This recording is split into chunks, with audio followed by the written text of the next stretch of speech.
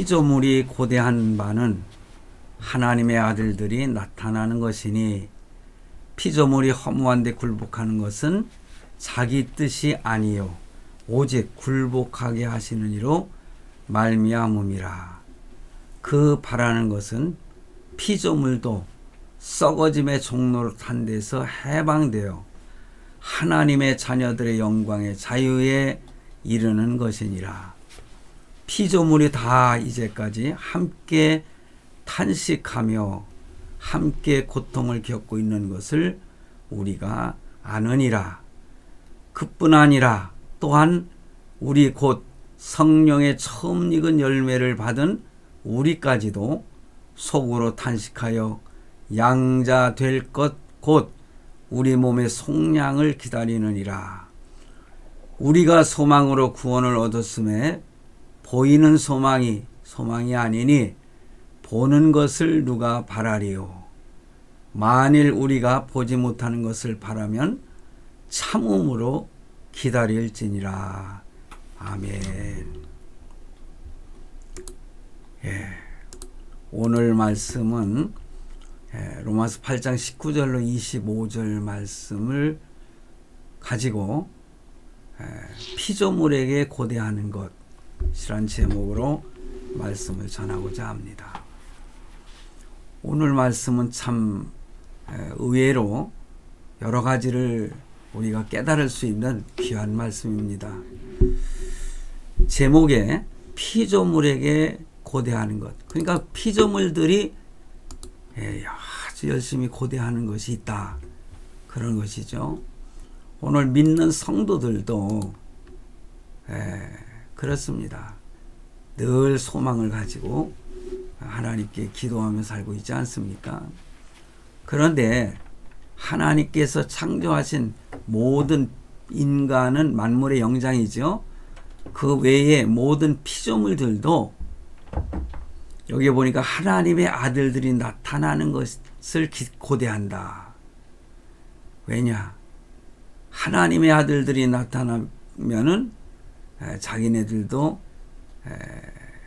올무에서 해방되듯이 우리가 마귀와 사단에게 죄에 얽매였던 것에서 해방되듯이 피조물도 해방될 수 있다고 하는 그것을 알기 때문에 고대한다, 그렇게 표현을 합니다. 이것을 넓게 또 해석하면은요, 에덴 동산으로 회복되기를 바라는 피조물들, 우리 믿는 성도들도 하나님께서 아담과 하와에게 에덴 동산을 창조하셔서 선물로 주신 것처럼 이 피조물들도 그 대자연, 아름다웠던 에덴 동산을 사실 회복되기를 지금도 고대하고 있다, 그런 말씀입니다. 여러분, 하나님께서 이스라엘 백성들, 그쵸? 이스라엘 백성들의 우리의 조상인 아담과 하와가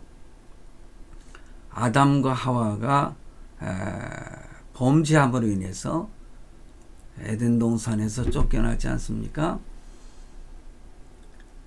그래서 범죄하고 또 범죄하니까는 하나님은 물로 심판을 하셨어요.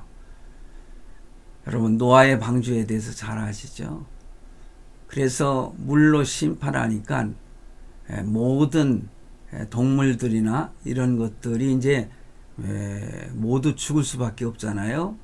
그러니까 하나님은 큰 방주를 만들게 하시고 노아에게 거기에 모든 각종 모든 짐승들과 모든 하여튼 창조물 가운데 동물에 속하는 것, 아니면 조류에 속하는 것, 물고기에 속하는 것, 하여튼 모든 것들을 쌍쌍 이렇게 노아의 방주로 들어오게 해서 그 노아의 홍수가 끝난 다음에 그 대지 위에 풀어놓으면은 뭐 에덴 동산 같지는 않지만은, 그러나 자연이 회복되는 과정이 있었잖아요. 그래서 저는 얼마 전에 아주 좋은 글을 읽었어요. 그 LA에서 김인수 씨라는 분이 글을 쓴 내용인데, 이것을 저희 동기 목사님 중에 한 분이 단톡에다가 올려주었습니다. 그래서 그 글을 읽고 큰 감동을 받았거든요. 그래서 오늘 그 글을 소개하면서 피조물과 인간과의 관계, 대자연의 모습, 이런 것들 한번 생각해보는 그런 시간을 갖도록 하겠습니다. 창세기 7장 2절로 3절에 보면은 너는 모든 정결한 짐승은 암수 7씩, 부정한 것은 암수 2씩을 4개로 데려오며 공중의 새도 암수 7씩을 데려와 그 씨를 온 지면에 유전하게 하라. 이렇게 창세기에 기록이 되어 있습니다.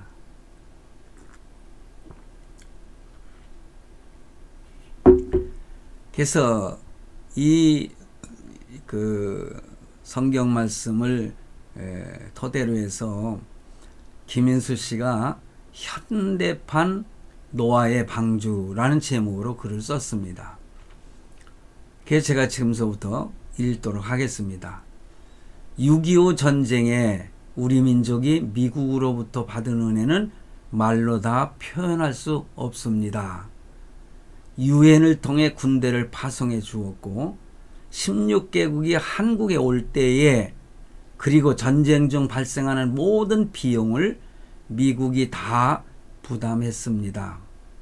뿐만 아니라 피난민 구호를 위해서 엄청난 식량과 의복, 의약품 등을 공급해 주었습니다. 제가 어렸을 때에 이 구호 물품을 받아가지고 입어본 적이 있거든요. 사실 제가 직접 받은 게 아니라 미군 부대에 다니는 사촌 형이 있는데, 그를 통해서 사촌에게 전달된 그 구호 물품 가운데 겨울에 아주 두툼한 좋은 잠바, 이런 것들을 얻어 입은 적이 있습니다. 자, 그뿐만이 아니라 식량과 의복, 의약품까지도 이렇게 공급해 줬다고 기록합니다. 그런데 필자는 제가 아니라 김인수 씨를 말하죠. 전에 몰랐던 한 가지 사실을 최근 알게 되었는데, 6.25 사변 중 미국이 한국에 가축과 꿀벌을 보내주었다는 사실입니다. 참 놀랍죠? 가축을 보내줬고 꿀벌을 보내줬다는 거예요. 미국에서 한국으로 가는 수송선에 전쟁 물자가 가득 실려 있었는데, 엉뚱하게도 카우보이 모자를 쓰고 가죽 부츠를 신은 카우보이들이 한국으로 가는 동물들을 돌보고 있었습니다. 이 수송선에는 한국으로 보내는 젖소, 황소, 돼지, 염소 등 약 3,200마리의 가축이 실려 있었습니다. 이 가축들은 미국의 비영리 기관인 헤이퍼 인터내셔널이 한국에 보낸 것인데, 이 가축들을 돌보기 위해 카우보이들이 승선한 것입니다. 이들 카우보이들은 약 7주간의 긴 항해 기간 동안 동물들을 돌보았는데, 산더미처럼 밀려오는 파도에 멀미를 하고 나자빠져 있는 동물들을 돌보고 끼니마다 무거운 건초더미를 날라다 주었으며 물을 공급해 주었고 병든 동물을 돌보아 주어야 하는 힘든 일도 감당을 하였습니다. 저는 이런 걸 읽으면서 야, 이런 일도 있었구나, 그러면서 새롭게 깨닫게 됐습니다. 계속합니다. 무엇보다 수천 마리가 수시로 쏟아내는 배설물을 치우는 것 또한 보통 고역이 아니었습니다. 이렇게 1952년부터 1976년까지 총 44회에 걸쳐 약 300여 명의 카우보이들이 동물들을 한국으로 수송을 했습니다. 계속합니다. 1954년에는 캘리포니아 오클랜드 공항에서 특별 비행기가 특별한 손님을 태우고 하늘로 날아올랐는데, 이 비행기에는 약 150만 마리의 꿀벌이 벌통 200개에 들어 있었습니다. 참, 6.25 사변 중 득실거리는 여러분 있죠, 빈대. 얼마 전에 빈대 때문에 난리가 났었잖아요. 벼룩, 파리, 모기, 나방 등의 해충을 박멸하기 위해 하늘에서 비행기가 DDT를 마구 뿌려가지고 이런 해충들은 거의 박멸되었지만, 동시에 나비, 꿀벌까지 죽어서 화분을 옮기지 못해 거의 모든 과일과 작물들이 열매를 맺지 못했습니다.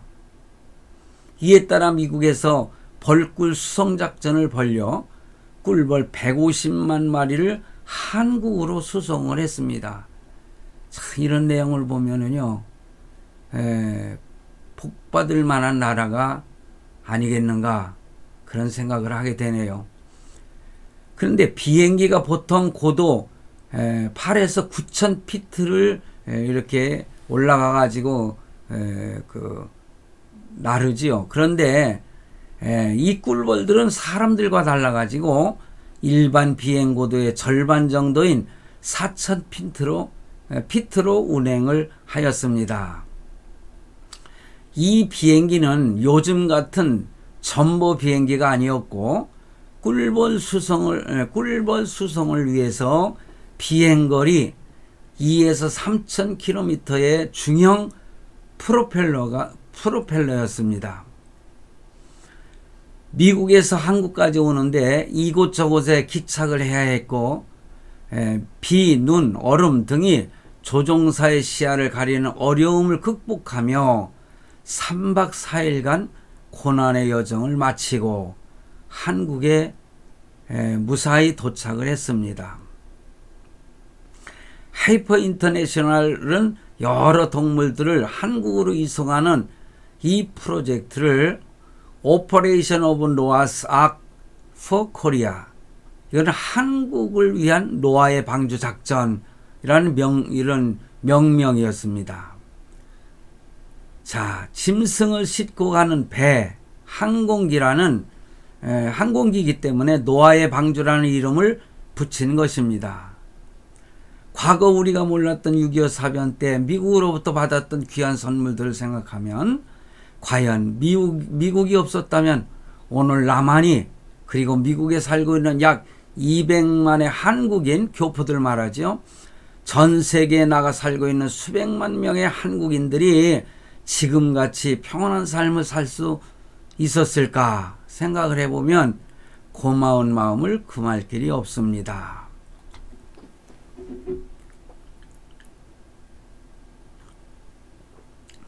특히 모든 미국 교회가 전쟁으로 고통을 받고 있던 전쟁 고아, 전쟁 미망인, 장애인, 굶어 죽고 병들어 죽어가는 이 가련한 사람들을 위해서 사랑의 선물을, 그리스도의 사랑과 함께 보내준 사실을 결코 잊어서는 안 될 것입니다.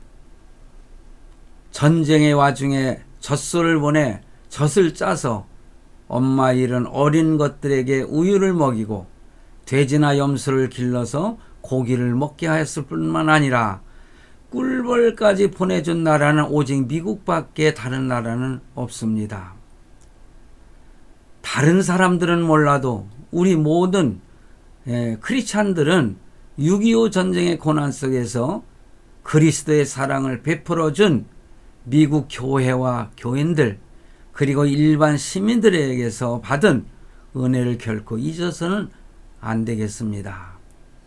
짐승도 은혜를 잊지 않고 보답한다지 않던가요? 검은 머리 짐승은 거두는 것이 아니다는 말이 항상 옳지 않다는 사실을 보은으로 입증해야겠습니다. 샬롬, LA에서 김인수 이렇게 참 글을 올린 내용을 보면은 야, 대한민국이 이렇게 번영하고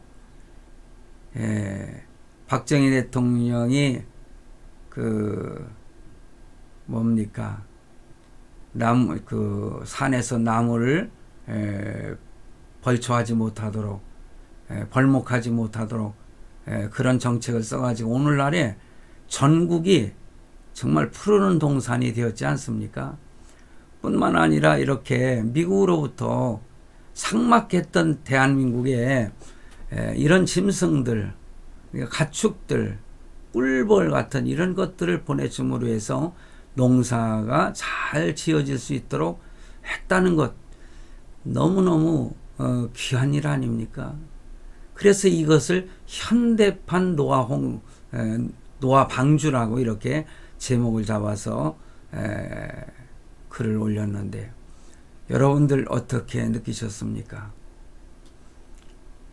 대자연, 피조물 이것도 하나님의 창조물인데 인간들에게 이 모든 것들을 다스리라고 명하셨지만은 멸종시키라고 한 것은 결코 아니지 않습니까? 인간이 번성하듯이 자연도 번성할 수 있는 것이 하나님의 뜻이었습니다. 오늘 본문 내용을 쭉 읽다 보면은요, 탄식 소리가 들리지 않습니까? 대자연이, 피조물이 탄식하고 있어요. 요즘의 기후의 변동이라든가 그로 인해서 홍수가 나고 한파가 일어나고 이런 것들을 보면은 이것이 대자연의 탄식 소리가 아니고 무엇이겠습니까? 그런데 이러한 피조물들의 탄식도 있지만은 인간들의 탄식 소리는 더 크게 울려 퍼지고 있습니다. 하루빨리 예수 그리스도께서 재림하시기를 기다리는 거 아니겠어요? 마라나타, 오 예수여 오시옵소서. 우리는 늘 이런 사모하는 마음을 가지고 살고 있습니다. 요즘에요, 과거에는 제 집사람이 이런 정치라든가 이런 거에 별 관심이 없었다고 그래요. 그런데 근자에 들어가지고 여러 가지 뉴스라든가 유튜브라든가 이런 걸 보면서 이 정치의 이 꾼들의 그 모습들을 보면서 가슴이 답답하다고 그래요. 집사람 가슴이 답답하다고 해결될 일은 아니지만은 이렇게 관심 없던 사람들이 정치 꼴이 돌아가는 것을 보면은 우리 대한민국이 지금 도대체 어떻게 참 돌아가는 것인지 너무너무 답답하고 그렇지 않습니까? 여러분, 오늘 본문을 읽으면서 바울은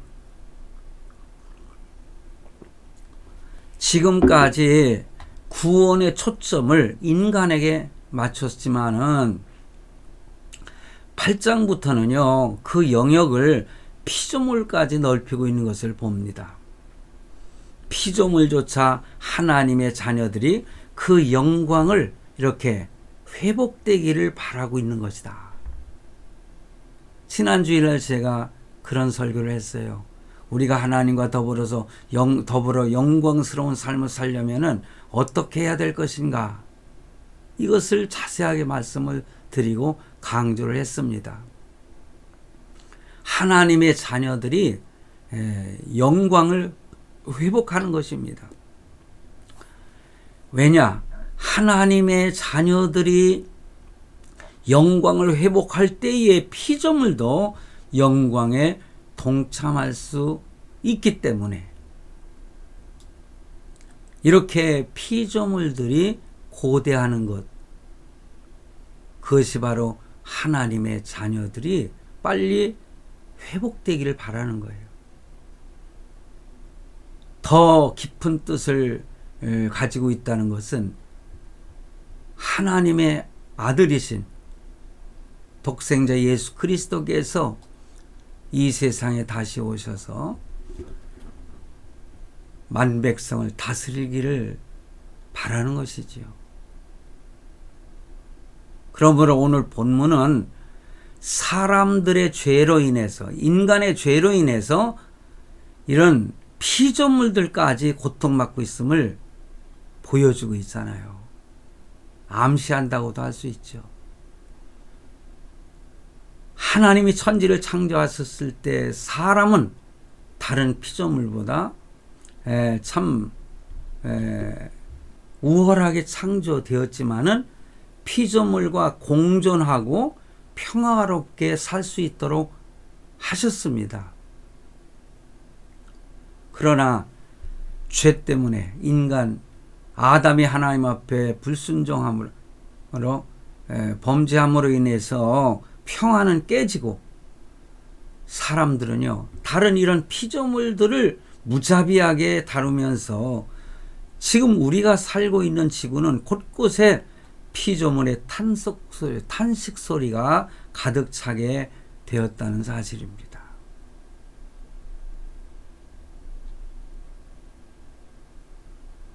그런 말이 있더라고요. 1968년도에 최초로 달에 착륙한 암스트롱, 우리가 잘 알잖아요. 그런데 주일날 아침 그는 그 달에서 첫 번 메시지를 보냈다고 그래요.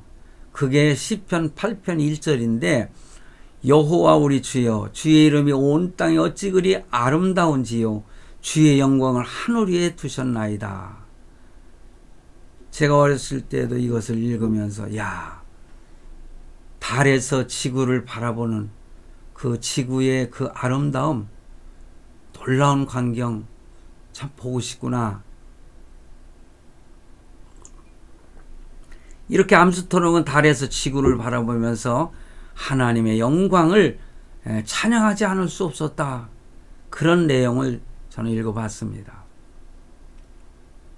그런데 그 당시에 달에서 찍어갖고 온 지구의 사진을 보면은 그 색깔을요 청록색으로 아주 아름다웠는데 지금은 지구의 모습은 회색빛을 띤 죽은 별처럼 보인다고 합니다. 그만큼 피조물들이 얼마나 고통을 당하고 있는가 알 수가 있지요. 대기 오염으로 인해서 산성비가 내리고 오존층이 파괴되어 가지고 지구의 온도가 상승하고 있기 때문에 기후의 이변 현상이 많이 나타나지요. 여름에 너무나 비가 많이 오고 겨울에 너무 눈이 쌓이고 한파가 일어나서 우리 인간들도 모든 짐승들도 얼마나 살기 힘듭니까? 우리가 찬송을 그런 어려서 잘 보던 찬송, 뭐 나이 들어도 마찬가지인데 찬송 중에 참 아름다워라 주님의 세계는 제 오늘 독감으로 인해서 좀 목이 갔습니다. 여러분들 독감 조심하세요. 그러므로 여러분 이렇게 온도가 상승되고 지금 산림은 급속히 줄고 있고 지구 전체물의 1%밖에 안 되는 강물도 죽어가고 있지 않습니까? 하나님이 인간을 창조하시고 땅을 정복하고 다스리라 그 하신 것은요 자연을 파괴하라는 말이 아니죠. 아주 정말 적절한 표현은 자연을 문화화하라. 이 자연을 문화하라는 뜻이 뭐냐? 땅을 갈다, 경작하다, 그리고 재배 중인 작물을 밭에다가 이렇게 사이사이 이렇게 공기가 들어갈 수 있도록 그런 것을 밭을 가는 거 아니겠습니까? 그리고 재배하다, 양식하다, 뭐 물고기라든가 진주도 재배하지 않습니까? 그래서 양식도 하라는 거예요. 때로는 좋은 세균을 배양하라. 이런 의미가 있는 것을 봅니다. 제가 이건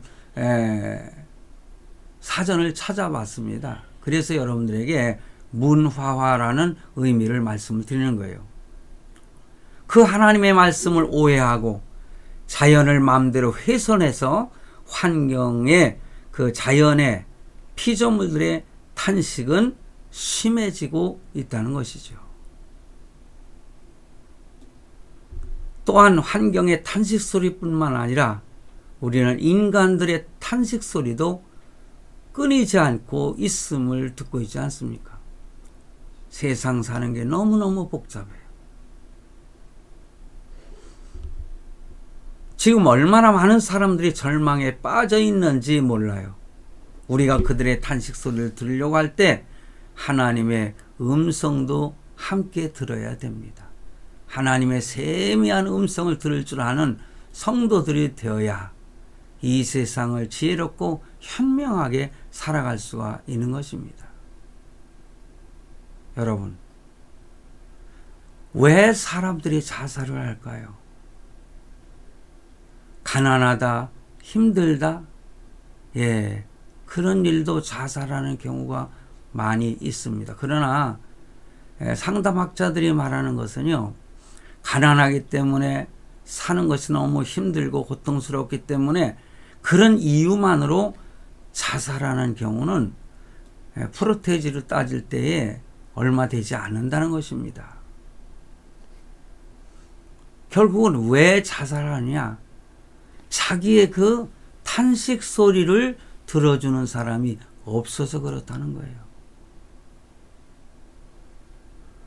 만약에 좋은 이런 소통할 수 있는, 상담할 수 있는 사람을 만나면은 그 사람은 적어도 자살은 하지 않는다는 것입니다. 그러므로 우리는 우리 주변을 살펴 더욱 서로 이렇게 격려해 가면서 살아야 되지 않겠냐. 나의 도움을 필요로 하는 사람과 어려운 이웃과 저 외국에 가서 열심히 선교하고 있는 그 선교사님들의 그 세미한 탄식 소리를 우리는 들어야 되지 않겠냐. 그것입니다.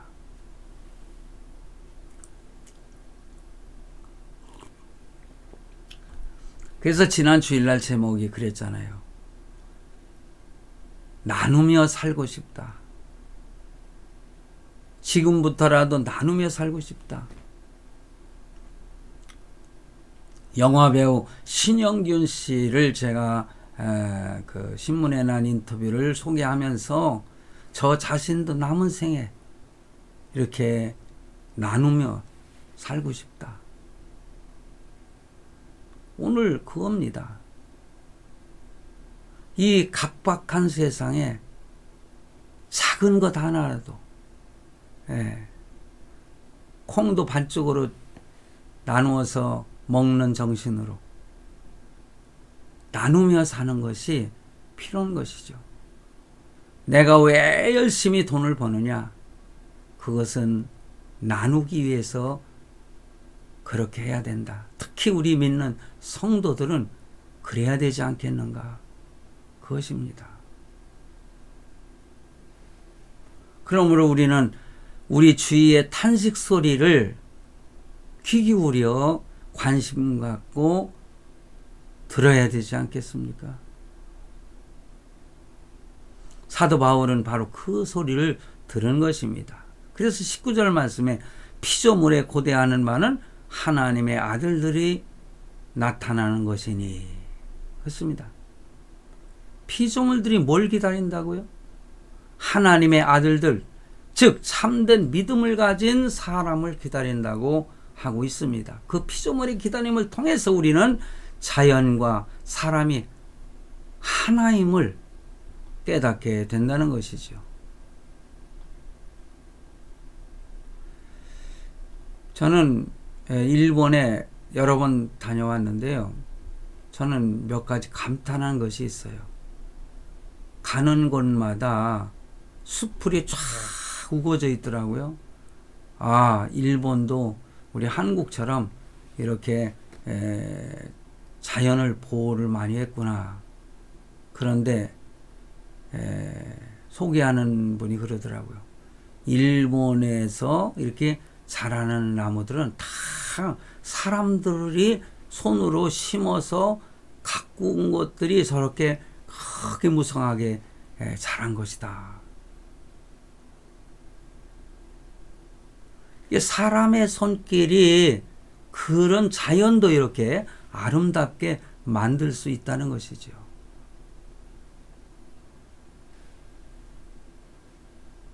여러분, 자연은 우리 인간과 분리된 존재가 아닙니다. 강물에 죽은 고깃대가 보이면은 강물이 죽은 거예요. 결국 우리도 죽은 거 아니겠어요? 우리는 죽은 강을 안타깝게 바라보시는 하나님의 심정을 헤아릴 줄 알아야 합니다. 얼마나 자연이 힘들면 하나님의 아들들을 애타게 기다리고 있겠느냐, 그것입니다. 그런 의미에서 자연을 사랑하는 마음은 참된 믿음을 나타내는 하나의 징표라고 할 수 있습니다.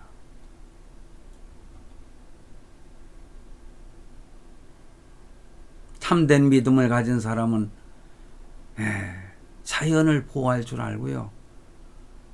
그 나무들 하나하나를 가꿀 줄 압니다. 본문 22절, 23절 말씀에 보면은 피조물이 다 이제까지 함께 탄식하며 함께 고통하는 것을 우리가 아나니 이뿐 아니라 또한 우리 곧 성령의 처음 익은 열매를 받은 우리까지 또 속으로 탄식하여 양자될 것 곧 우리 몸의 구속을 기다리느니라. 자연도 탄식하고 믿는 성도들도 탄식하고 있어요. 믿는 사람도 겉으로 보면은 안 그런 것 같지만은 속으로는 탄식할 일이 얼마나 많은지 몰라요. 거듭난 사람과 거듭나지 않은 사람은 사는 세계가 다르죠.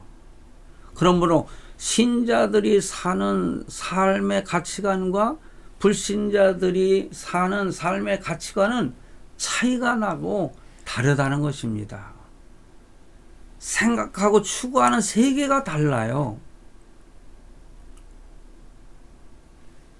그러므로 우리가 서로 교제하는 것도요, 신앙이 다르면은 너무너무 힘들어요. 그래서 신자는 신자끼리 결혼을 해야 됩니다.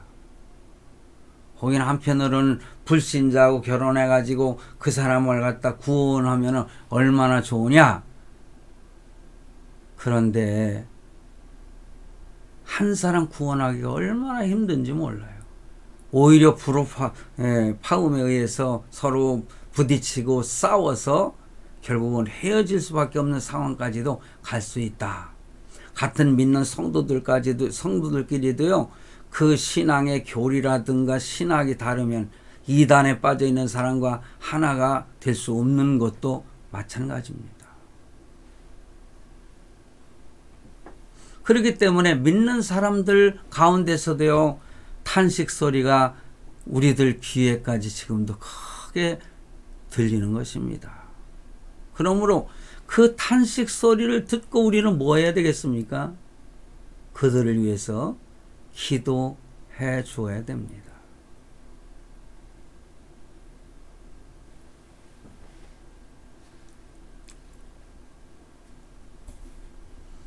하나님의 음성을 들을 수 있는 것은 다른 사람들의 그 탄식 소리를 들으려고 노력할 때에 하나님의 세밀한 음성이 들려옵니다. 그러므로 기도하지 않을 수가 없어요.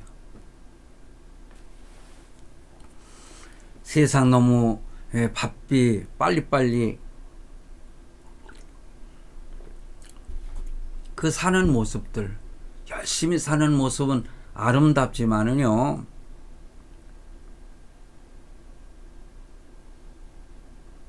우리는 잠시 침묵도 할 줄 알고 조용히 눈을 감고 묵상하면서 기도할 수 있는 시간을 많이 가져야 되는 것입니다.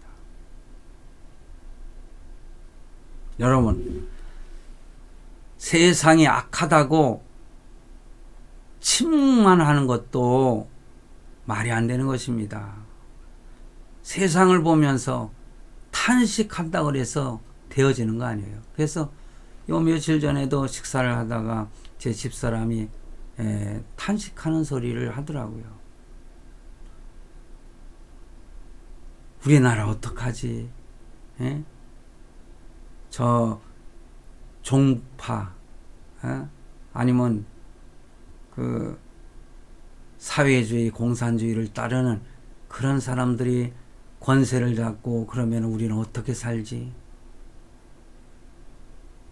그래서 제가 그랬어요. 이것도 시대 흘러가면서 말세에 되어질 사건들이고 우리는 하나님을 믿고 묵묵히 가는 길을 가면 돼. 저는 그렇게 얘기를 해줬습니다. 그렇습니다. 세상이 악하다고 세상을 떠날 수 있습니까? 오히려 그들 속에 파고들어서 소금이 되어주고 빛이 되어줘야 되지 않겠습니까? 여러분, 성도는요, 겨울과 같은 상황에서도 봄의 노래를 부를 줄 아는 사람이 되어야 합니다.